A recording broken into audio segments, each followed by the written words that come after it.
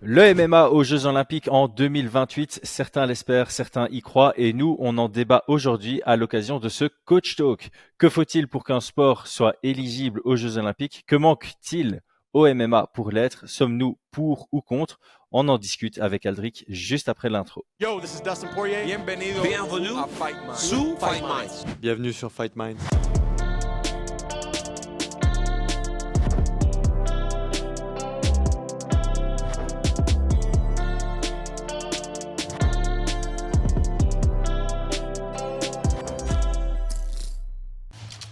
Paris sur le MMA avec Unibet. Quelle sera l'issue du combat? Une soumission? Un KO? Paris sur l'appli numéro 1 avec Unibet. 100 € de bonus sur ton premier pari. Tout d'abord, Aldric, est-ce que de manière générale, tu es pour, contre, entre les deux avec certaines retenues? Complètement pour. Pour quelle raison? Au pluriel. Alors, en fait, déjà, très honnêtement, pour être très gros consommateur et très bon public des Jeux Olympiques, je regarde pas mal de trucs et je trouve ça intéressant. Et souvent, je trouve que ça donne un éveil de certaines disciplines que tu ne connais pas. Donc, déjà, pour éduquer les gens, pour le faire découvrir, il y a beaucoup de gens qui ne regardent le sport qu'à cette occasion. Et je trouve que ça pourrait être une façon de faire connaître encore notre sport avec toujours un regard. Je veux dire, même la boxe, c'est pas que ça a l'air bienveillant, mais c'est que ça t'éduque à avoir une démarche plutôt technique quand tu regardes la boxe olympique. Mm. Et après, en regardant la boxe professionnelle, tu te rends compte que c'est un sport qui peut être très grave en termes de dégâts occasionnés. Mais je trouve que tout ce qui se fait, que ce soit taekwondo, karaté à une époque et les sports de combat en général, sont vus d'une manière assez bienveillante. Et je pense que ça pourrait faire beaucoup de pub pour un sport qui est en train d'exploser, mais qui est encore loin des chiffres des gros sports collectifs. Ouais, moi je pense que le gros argument c'est ça, c'est d'être déjà pour la visibilité que ça peut donner aux Jeux Olympiques. Ça reste même au niveau amateur, ça reste assez spectaculaire et donc ça c'est quelque chose que les JO aiment bien. Et pour le sport en question, donc pour le MMA, qu'est-ce que nous on aurait à gagner? C'est un gain en image positive parce qu'on sait que les sports qui sont représentés aux Jeux Olympiques ouvrent un peu plus l'esprit du grand public et donc ce serait évidemment très bénéfique pour le MMA. Alors, ce que j'entends de ta réponse, et qui pour moi était un point très important dans la balance du pour et du contre, c'est que ce soit fait au niveau amateur, comme en boxe anglaise. Je pense pas qu'on puisse avoir le MMA au niveau professionnel aux Jeux Olympiques. Alors, j'aime bien ta question et on va juste la nuancer. Je te donne mon avis. Le règlement ne sera jamais celui des professionnels parce que effectivement un coup de coude dans la tête, un coup de genou pleine tête sur un mec qui amène au sol, c'est pas des choses qui peuvent être vues par les enfants, par un ensemble. Il faut être honnête. Je veux dire, c'est pas parce qu'on a milité des années pour faire légaliser notre sport que ça n'en est pas un sport violent. Au même titre que la boxe professionnelle peut être violente. Je l'ai dit précédemment. Après, moi, je reste intimement convaincu que si c'est légalisé, enfin si c'est discipline d'exhibition sur les 5, je crois, disciplines qui sont choisies par le pays organisateur, ce sera avec la possibilité aux professionnels de concourir. Je m'explique pourquoi. Je me suis amusé, quand tu m'as dit qu'on prépare ce podcast, je me suis amusé à regarder un petit peu et je me suis intéressé vraiment aux articles et à la construction de ces trucs-là. Et force est de constater que, à part la France, parce que je pense qu'on n'avait pas vraiment de discipline dans laquelle on excelle, où on aurait pu avoir des médailles. Souvent, les sports qui sont choisis en exhibition sont des sports où le pays organisateur a de grandes chances de glaner des médailles. Euh, et de ce fait, ça m'a amené à la conclusion suivante. Aujourd'hui, et ça depuis 2017, c'est une date importante que je connais bien puisque c'était la date de vice-champion du monde d'Axel Sola et de champion du monde de Manon Fiorot. Les États-Unis n'a plus de grosse équipe depuis cette période parce qu'il y a eu une scission, parce que plein de choses. Et du coup, aujourd'hui, s'ils devaient rendre cette discipline en exhibition, bah, forcément, je pense que ce serait dans une optique de glaner des médailles. Et de ce fait, je pense que cette exhibition ne pourra se faire que s'il y a l'autorisation d'avoir des pros. compte tenu du fait que jusqu'à présent, les États-Unis n'ont plus gagné une médaille depuis 2017. Et je crois que la dernière médaille de champion du monde, c'est Benjamin Bennett par split décision contre Axel Sola. Donc ça nous amène quand même assez loin. Je crois qu'il y avait eu José Torres aussi qui est au Brave aujourd'hui, qui avait gagné une médaille. Il faudra regarder, mais en tout cas depuis 2015 à 2017 et la moisson de médailles qu'ils avaient fait à Las Vegas en 2016, il n'y a plus vraiment d'équipe américaine et ça c'est problématique pour une éventuelle exhibition en 2028. Ah, effectivement, ça pèse lourd dans la balance, mais en fait, c'est bien qu'on en parle parce que moi, c'était un peu mon argument contre. La raison principale pour laquelle je serais contre le MMA aux Jeux Olympiques, c'est si c'est au niveau amateur, on va avoir des combattants qui vont rester toute leur carrière en amateur parce que si tu te rends compte que t'as pas spécialement le niveau champion UFC, mais que tu veux avoir un gros accomplissement dans ta vie en tant que sportif, une médaille d'or aux Jeux Olympiques, ça vend. J'ai été médaillé d'or Évidemment. aux Jeux Olympiques avant de mourir, c'est quand même sympa à mettre.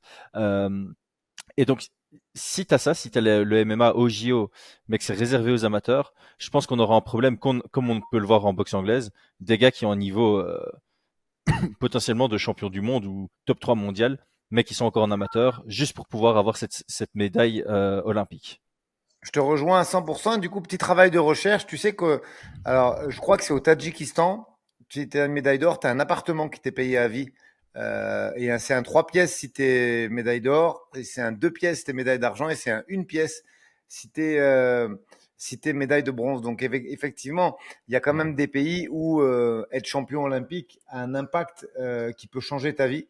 Et tu as raison. C'est pour ça qu'à la limite, mais j'ai l'impression que c'est un peu ce qu'ils ont fait en boxe anglaise. Hein. Pour Mhm. éviter ce genre de choses en anglaise, ils se sont mis à autoriser les professionnels. Dans notre équipe de France de cette année, il y a Estelle Mosley. Les Olympiades d'avant, c'était Maïva Amadouche. Et ça arrive très souvent qu'il y ait des professionnels qui soient représentés.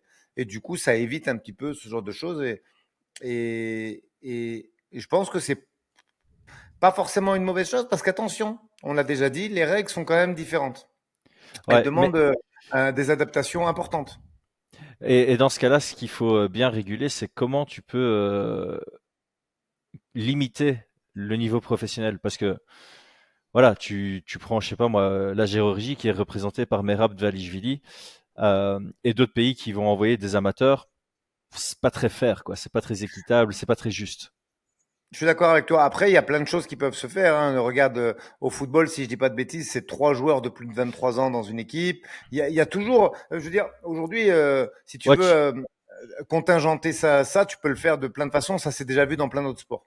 ouais, c'est ça. Tu pourrais limiter en disant, ok, les professionnels sont acceptés, mais maximum 3 combats pro. Mais regarde, en fait, ça a été fait avec des règles un peu disparates, puisque aujourd'hui, au basket, c'est pas le cas. Tu Hmm. vois, tu as des pays, même si des fois l'écart fait que c'est comment dire, c'est presque imperceptible. Tu vois, quand tu vois la France avec quasiment, je crois, 7 ou 8 joueurs NBA sur les 10 ou 12 sélectionnés, qui prend le Japon, qui a pas ou un peut-être joueur NBA et que c'est si serré, c'est ce qui fait aussi la magie des jeux. Mais en fait, ça dépend vraiment des sports. Je me suis amusé à faire des petites recherches, c'est compliqué. Autant le football, c'est réservé aux moins de 23 à l'exception de 3 joueurs. Autant tu as des sports comme le basket qui sont pas du tout. J'ai l'impression que c'est un peu fait par rapport à des arrangements. C'est au cas par Euh, cas déjà, ouais. ouais, À c'est ça. l'exception, et ça, c'est problématique, ouais. Bah, c'est vrai que pour le basket, c'est pas très grave. Tu prends, au pire des cas, tu prends un dunk sur la tête. C'est pas. Mais Ouais. tu as raison de dire que pour un sport euh, fort comme le MMA, euh, il faut au moins essayer de contingenter ça de façon à ce qu'il n'y ait au moins pas de danger, quoi. Ouais, mais je trouve ça pas mal en fait d'avoir un genre de règle où tu dis, ok, c'est réservé aux amateurs et aux pros de moins de 3 combats. Ce qui permettrait peut-être aux gens de voilà passer le cap de professionnel avec cet objectif d'avoir une médaille au JO et pas de rester toute leur carrière en amateur juste pour pouvoir avoir cette médaille tant convoitée. Et c'est impressionnant de se dire qu'il y a des pays qui vont faire des cadeaux comme ça, des appartements à vie, Mhm. alors qu'en Belgique, si tu participes au JO pendant la session d'examen, bah, tu rates tes examens. On te fait pas d'ex. Tu vois, Je sais plus son nom. Il y a 4 ans, il y a une nana qui nous a rapporté une médaille en voile, mais les JO c'était pendant les examens. L'université lui a dit bah non, bah tu doubles. Il n'y a pas eu de repêche pour elle. Ils n'ont pas décalé Ouais, les dates d'examen. C'est quand même dingue de se dire ça. mais t'as raison, mais c'est vraiment, c'est là que tu te rends compte que c'est pas du tout le même engouement. Pareil, Ouais. petit détail, la Norvège, c'est 0 euros. En France, une médaille, c'est 80 000 pour la médaille d'or. Je sais plus exactement, m'en veuillez pas si je me trompe, mais je sais plus si c'est 40 ou 20 ou 60 et 20, mais 20 c'est sûr le bronze. J'ai juste comment dire, une incertitude sur l'argent. Je sais plus si c'est 40 ou 60, il me semble que c'est 40. Et tu as des pays comme la Norvège où c'est zéro. Je me suis amusé à regarder un peu quand tu m'as dit qu'on préparait l'émission. En Norvège, c'est 0 euros. Donc voilà, il y a pas le même engouement. Mhm. Et de ce fait, pareil, tu vois, tu as des pays où tu prends plusieurs fois, si tu touches plusieurs médailles, et en France, non. C'est une médaille ou 3 médailles, c'est le même prix. Donc, en fait, ça, la performance et comment dire, l'accomplissement sont vraiment, ça dépend vraiment des pays et de ce qu'ils veulent en faire. Après, j'ai l'impression que nous, en France, on court pas après les médailles. La meilleure preuve, c'est qu'ils ont choisi je crois qu'ils ont choisi la danse, enfin une danse un peu hip-hop plutôt que le karaté, alors qu'assurément on est quand même une nation très forte en karaté et qui aurait ramené certainement des médailles. Mais les Américains, par contre, je me suis renseigné, en général, quand ils mettent une discipline d'exhibition, c'est forcément une discipline où ils peuvent glaner des médailles. Ouais, c'est ça. C'est là où ils sont favoris. Et au final, ça fait sens parce que ça reste. Allez, c'est l'événement sportif tous les 4 ans qui regroupe vraiment tout le monde entier et qui compare un peu justement les pays sur base de la qualité sportive. Et il y a beaucoup de pays, notamment les États-Unis, la Chine, la Russie, qui se la donnent à fond pour avoir un maximum de médailles, pour être Ah. représenté comme une grande nation du sport, alors qu'effectivement, il y a des pays qui semblent s'en foutre un peu plus, notamment la Norvège, qui mettent pas de carottes au bout du bâton pour leurs propres athlètes, quoi. Euh, Après le truc intéressant, c'est que c'est aujourd'hui les IMAF sont financés une partie par l'UFC. Euh, les audiences sont pas encore folles, mais elles montent petit à petit. Et je trouve que le format est pas du tout dégueulasse à regarder. Moi, je sais que je les regarde à peu près tous. Je vais même jusqu'à regarder ce qui se passe en France sur la MMA League. Et honnêtement, si c'est je pense que le règlement est pas mal adapté pour. Tu vois, je regarde pas mal la boxe anglaise en ce moment sur les JO. Et quand tu vois les sessions et tout, je pense que c'est quelque chose qui pourrait parfaitement se transposer. Et que malgré tout, avec les frappes au sol et ce qui va avec, je pense que ça pourrait, je pense que ça pourrait vraiment plaire. Et malgré le fait que l'IMAF aussi soit jeune au final, puisque c'est pas quelque chose de très très vieux, je crois qu'ils ont commencé à faire des événements en 2014 ou quelque chose comme ça, ou en 2013. Euh, Quand tu vois les décisions arbitrales et collégiales de l'anglaise, il n'y a pas besoin du tout de se dire on n'est pas encore prêt là-dessus. Et non, moi je pense que c'est vraiment carré et que bien au contraire, le MMA aurait déjà sa place en termes de structure, structuration même. C'est-à-dire qu'il n'y en a pas du tout à rougir de ça de notre jeune âge. Eh ben, justement, c'était un peu la fin du podcast vers laquelle je voulais me diriger. C'est que faut-il pour qu'un sport devienne olympique? Donc, je me suis un peu renseigné là-dessus. Il y a évidemment plein de conditions à remplir, mais j'ai pris les 6 plus importantes et ça permet de faire un petit débat sur est-ce qu'on est prêt par rapport à ça ou est-ce qu'on n'est pas prêt par rapport à ça. Donc, le premier point, c'est euh, obligatoire évidemment, reconnaissance par le Comité international olympique, le CIO. Donc un sport doit être reconnu par le CIO, ce qui implique qu'il doit avoir une fédération internationale qui adhère au principe de la charte olympique. Et ça évidemment, on y est. On a l'IMMF et j'y reviendrai plus tard, mais l'IMMF, leur vision, leur objectif principal, leur objectif primaire, c'est marqué sur leur site immf.org/about. La vision, c'est de faire du MMA un sport olympique. Ça implique plein de projets derrière, mais c'est vraiment ça leur vision, leur mission même. Ouais, et je pense que le fait qu'un des membres du board à la direction soit américain, je vais écorcher son nom encore une fois, excusez-moi, mais je crois que c'est Keris Brown, peut faciliter les choses, notamment sur une optique à 2028. C'est ça, c'est ça. La deuxième partie, c'est la popularité mondiale. Donc, le sport doit être pratiqué dans un certain nombre de pays et de continents. Donc, par exemple, pour les sports masculins, mais ici on est sur un sport mixte. Donc là, il faut qu'on ait minimum. Ce sport doit être pratiqué dans 75 pays, 75 pays, et sur 4 continents différents. Si on parlait que d'un sport féminin, ce serait 40 pays minimum et 3 continents. Mais bon, là, comme c'est mix, il faut évidemment la valeur minimale qui est celle des hommes avec 75 pays différents et 4 continents. Et ce qu'on entend par pratiquer, ça veut dire une fédération locale qui est active sur l'organisation d'événements. Euh, et donc là-dessus, j'ai pas pu faire de recherche suffisante. Je pense qu'on est pas très loin d'y arriver. Alors, sur les continents, c'est sûr que oui. La Oui. bonne et simple raison, c'est que si on se calque sur le calendrier IMAF, tu as l'Asie, l'Afrique, les États-Unis et tout ce qui est Bahamas et villes autour. Moi, je le sais puisque en 2019, Axel Sola a tenté le Grand Chelem de ces compétitions. Donc voilà, la certitude que c'est sur plusieurs continents, ça c'est sûr. Après, sur le nombre de pays, alors effectivement, il faudrait regarder les pays qui adhèrent à l'IMAF, et il y en a quand même beaucoup, notamment en Asie, notamment en Afrique. Et, et je pense que c'est un détail, parce qu'en fait, Chris, si jamais il en manquait, je te dis une bêtise, hein, une vingtaine sur ce qui est déjà référencé à l'IMAF, bah, au final, qu'est-ce qu'il faut pour faire adhérer un pays? Il faut un board, 5 combattants, et tu l'as fait adhérer ton pays. Donc je pense que ça, ce sont des détails administratifs, mais qui ne freineraient en rien, compte tenu du travail qui a déjà été fait par l'IMAF. Je Tout à précise fait. parce qu'il faut leur rendre hommage à ces gens, C'est un Wissam boulot Ben monstre. Abinader, Bertrand Amoussou, et tous ces mecs-là qui étaient là depuis le départ et qui ont cru à ce projet. Parce que si aujourd'hui on peut se dire peut-être que le MMA va être au JO, ben, c'est quand même grâce à ces gens-là.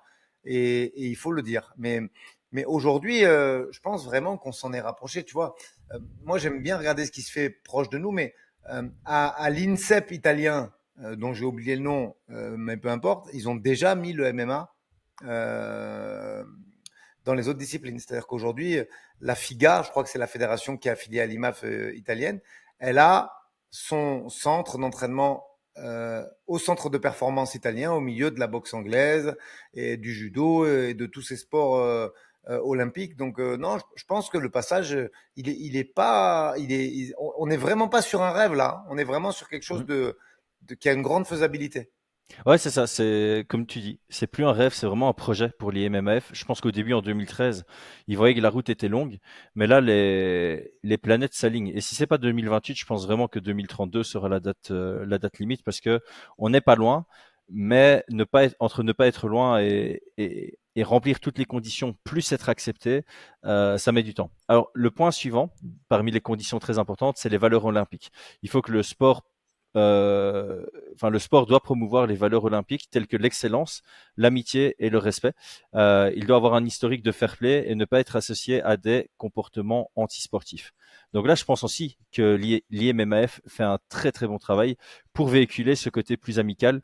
Ça paraît bête, mais c'est un détail. Mais le fait qu'ils combattent en t-shirt, ça fait déjà beaucoup moins sport brutal, ça fait beaucoup plus sport classique, on va dire. Le respect, je pense qu'ils essaient de le mettre en avant avec les accolades après le combat. Je pense qu'ils poussent un tout petit peu à ça et c'est vraiment bien. Et puis l'excellence, bah, quand tu vois le niveau, l'exigence de la qualité du niveau et des compétences des combattants, on y est déjà pour ça. Ouais, puis c'est vrai que même dans le code couleur, Ouais. t'as le fameux rouge et bleu d'un côté de l'autre, t'as les champions du monde qui sont dorés. Je trouve qu'il y a déjà, ne serait-ce que sur la codification de ce qu'ils ont mis en place, ça fait très olympique quand même déjà.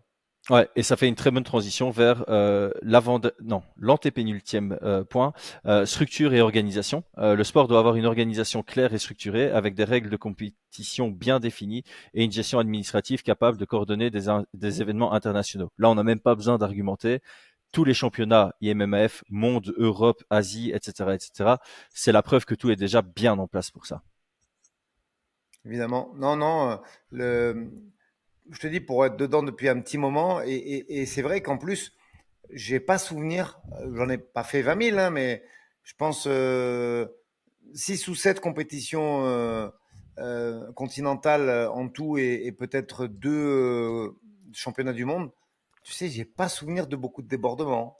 Et quand je dis beaucoup, c'est pas du tout même, hein. Je veux dire, aujourd'hui, bien sûr que ce qui se fait à l'UFC, ça peut arriver, et on l'a vu encore ce week-end.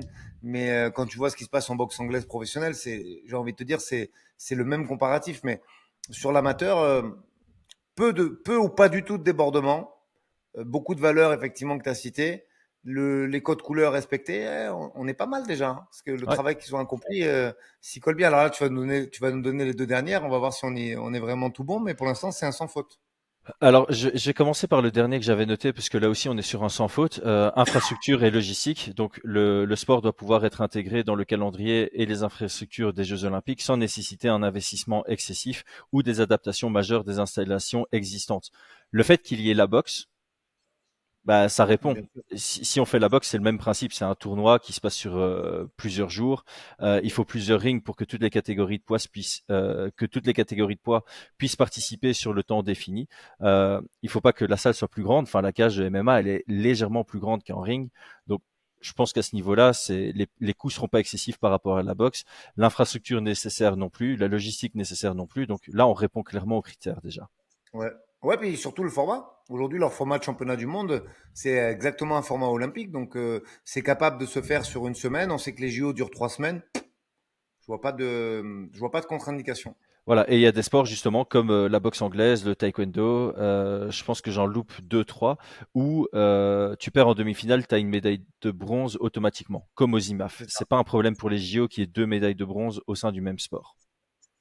Ouais, je suis Alors, d'accord. le dernier point, c'est là où il faut un tout petit peu creuser, c'est le dopage et la sécurité. Donc, les mesures de lutte contre le dopage doivent être strictes et conformes au code mondial antidopage. Là, je pense qu'au niveau de l'IMMF, on est bon. Ouais. Euh, Par contre, la sécurité des athlètes doit également être une priorité avec des protocoles rigoureux pour minimiser les risques de blessures graves. Et là, je pense qu'on est aussi très bien. Il me semble Ouais. avoir lu un article il y a 4-5 ans, comme quoi les IMMF tenaient des stats très précises, des KPI, sur les blessures, et le nombre de blessures graves était bien en dessous du seuil olympique recherché, et le nombre de blessures minimes était dans les taux classiques, dans la tolérance en tout cas. Bah, le fait d'avoir les combat gloves, le fait qu'il n'y ait pas les coups de genou au visage, le fait qu'il n'y ait pas les coups de coude, le fait qu'ils arrêtent quand même assez vite en cas de débordement, fait que, en fait, je dis à ça parce je crois que c'est il y a 2 jours qu'il y a un judoka qui s'est fait casser le bras. Ouais, Je crois que c'est un Tadjik. En fait, les rares blessures qu'il y a, pareil, il y a les clés de genoux et les clés de nuque qui sont interdites, les clés de talon, pardon, et les clés de nuque qui sont interdites. Donc, euh, ce faisant, au final, tu restes sur des schémas de blessures qui sont les mêmes qu'au judo. C'est le gars qui veut pas taper sur une clé de bras. Et effectivement, non, là-dessus, franchement, les règles sont bien faites. C'est-à-dire, mhm, les, les clés de talon, c'est propice aux blessures. Et il faut pas se le cacher. Et surtout, pour des amateurs qui ne connaissent pas encore la façon parfaite et qui sont pas rodés aux escapes de ce genre de clés, les genoux au visage, pareil. Et effectivement, le fait d'être débordé au sol et de prendre des coups de coude ou de prendre une clé de nuque, je pense que ça minimise quand même beaucoup les risques de blessure. Parce que, comme je te l'ai dit, hein, moi j'ai vu des bras qui ont sauté sur des clés de bras, mais ça, tu vois ça au judo aussi. Hein. c'est ça. En fait, tu n'auras pas plus de blessures en nombre ni en gravité que ce qu'on peut voir au judo ou à la boxe. Pour tout ce qui est Ouais. pied-point, ouais, d'accord, on a les kicks en plus, mais il y a des protèges tibias. Donc, ça changera pas grand-chose que de prendre un gros crochet du gauche avec des gants de boxe anglaise. Et surtout, ce qui se passe au sol, bah oui, tu as des blessures en lutte olympique, tu as des blessures en judo qui seront potentiellement comparables à celles du MMA. Alors oui, en MMA, tu as d'autres clés que tu peux utiliser, mais comme tu l'as dit, la plupart des amateurs sont quand même éduqués à abandonner à temps. Et je me demande même, là je me trompe peut-être, hein, parce que je sais que chez les teenagers c'est le cas, mais je crois que les arbitres interviennent plus vite, même s'il n'y a pas un Non, t'as raison. tap-out. Après, peut-être que ce serait différent en JO, mais en tout cas, aujourd'hui, sur une soumission, en professionnel, tu te débrouilles. En amateur, moi, j'ai vu des arbitres arrêtés alors que le gars avait juste. Il n'y avait même pas de soumission verbale, tu vois, ils n'avaient même pas crié, mais la clé était tellement engagée que j'ai vu des arbitres arrêtés. Après, Mm. à voir s'ils gardent cet aspect-là au JO ou pas. Moi, personnellement, ça me choque pas. Ouais, voilà. Donc pour moi, on remplit déjà tous les critères. Ouais. Peut-être juste sur le nombre de pays impliqués et avec quelle implication. Euh, je pense que j'avais lu aussi que la fédération internationale ne doit pas avoir de concurrence. Elle doit être la seule fédération comme étant reconnue. Et je pense qu'en MMA, on a encore des fédérations inconnues qui traînent, qui essaient de concurrencer l'IMMAF, mais qui ne fait pas ça bien. Ben, Et je ont, pense que ça peut être gênant par contre. l'organisation russe Ils ont fusionné il y a 3 ans, je Mhm. crois, quelque chose comme ça.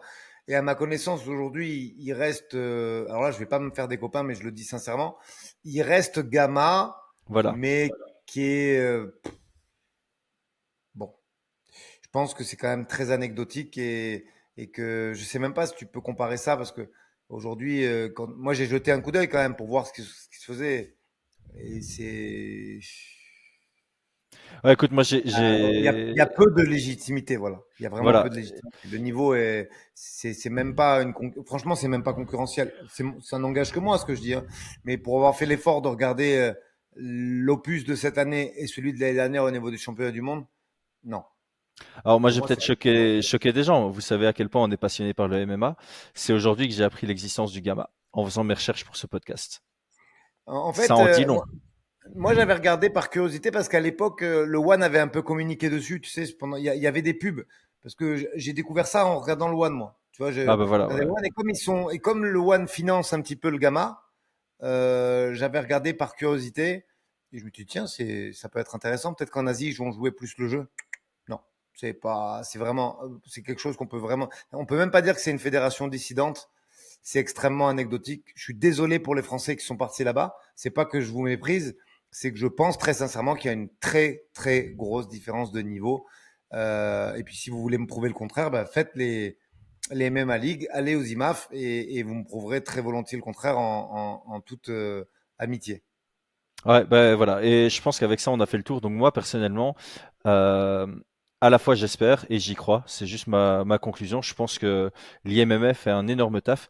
Je savais que ça faisait partie de leurs objectifs. Aujourd'hui, je me suis rendu compte que c'était leur objectif. Et si c'est leur vision, vu ce qu'ils ont réussi à faire depuis 2013-2014, comme tu dis, depuis leur début, ouais, ils ont fait un énorme taf en termes de gouvernance, en termes de gestion à l'international. Ça évolue dans le bon sens, même la formation des arbitres, tu vois, parce que ça aussi, ça fait partie de la partie infrastructure et logistique. On a des arbitres, on a des juges qui sont formés, on a pas mal de juges qui font chaque année les IMMAF pour continuer à prendre de l'expérience sur le niveau amateur. Euh, ouais, je pense qu'on remplit quasi tout. Ce sera qu'une question après de négociation auprès de la CIO.